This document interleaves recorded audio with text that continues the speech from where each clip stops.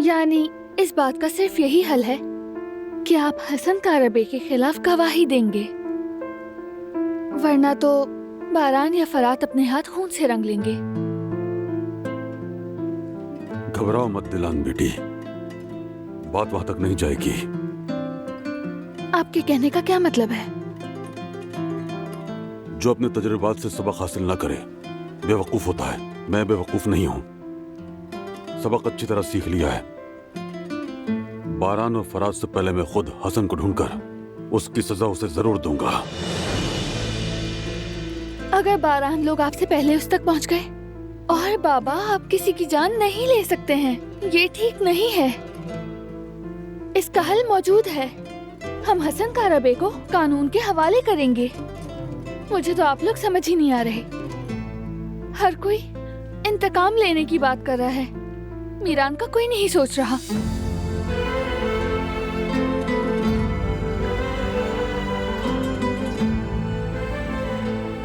इसे भी तो अपने खानदान की जरूरत है। मुझे डर है कि मेरा बेटा बाप और दादा के बगैर रह जाएगा। ये बात आप लोगों को क्यों समझ नहीं आती है?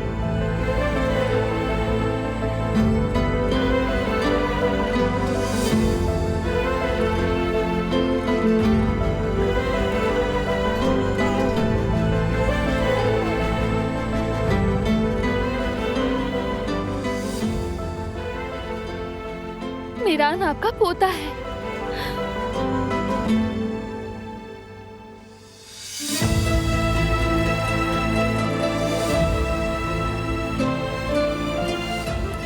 अगर बारान के हाथ खून से रंग गए तो मीरान का क्या होगा? क्या बाप के बगैर बड़ा होना आसान है? जेहान को याद कीजिए बाबा, वो भी इतने साल आपकी आवाज को तरसता रहा। क्या मीरान भी तरसेगा? बिल्कुल भी नहीं, मैं ये नहीं होने दूंगी। मेरा बेटा बाप के बगैर बड़ा नहीं होगा। आप हसन कारबे के खिलाफ गवाही जरूर देंगे। हम आकिफ को फोन करेंगे, ये हम सबके लिए बेहतर है बाबा। कोई फोन नहीं करेगा उसे। देखो बारान, हम ऑफिसर आकिफ से मना कर दिया है दिलान। कुछ लम्हात में लफ्ज बेकार हो जाते हैं, ये भी वही लम्हा है। कोई फोन नहीं करेगा उसे। मैंने जो कहना था वो मैं कह चुका हूं, बात खत्म।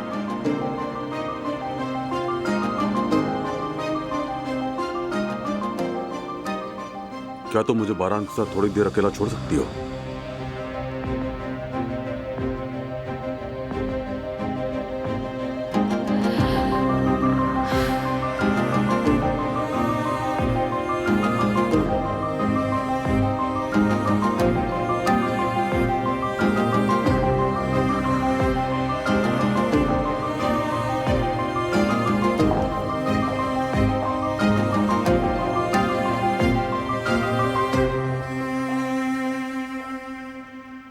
अब हमें बात करनी ही होगी बेटा। बात करने को कुछ नहीं। बारान, बस करो, मैं बाप हूं तुम्हारा। तुम्हें मेरी बात सुननी होगी, ये जरूरी है। क्या सुनूं मैं बाबा? सालों तक हम झूठ में जीते रहे, अब क्या रह गया बात करने को? एक बार मेरी नजर से देखो, अगर तुम होते तो क्या करते? ये जानते हुए भी कि सच बोलने से तुम्हारा बेटा खून करेगा, क्या तुम सच बताते? जरा सोचो, अब तुम भी बाप हो। क्या तुम मीरान के साथ ये जुल्म करते?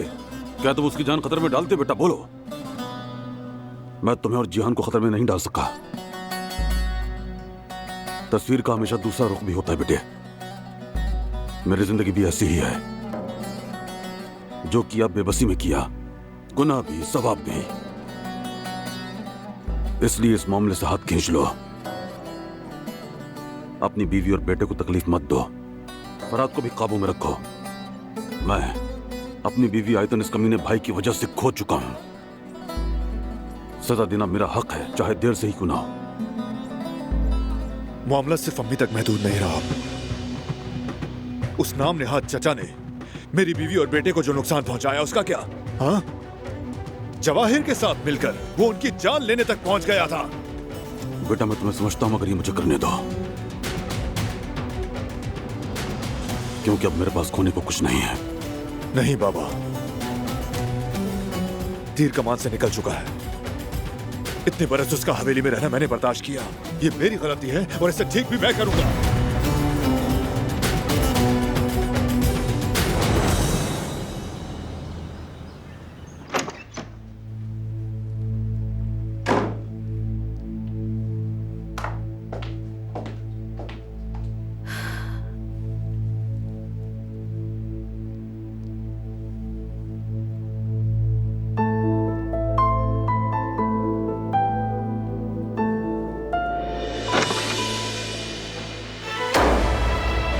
क्या सोचकर ये सब कर रही हो? मैं वही कर रही हूँ जो करना चाहिए। मैंने तुमसे कहा था कि दूर रहो। बारान, तुम आराम से बात करोगे? और ये भी समझ लो कि हम आमने सामने भी आ सकते हैं। हर बात में मुत्तफिक होना जरूरी नहीं। तुम मुझे पागल समझती हो क्या? नहीं, लेकिन तुम पागल होने के लिए तैयार हो। कोई चीज हद से बढ़ जाए तो उल्टा असर दिखाती है, और तुम अपनी हद पार कर रहे हो, समझे?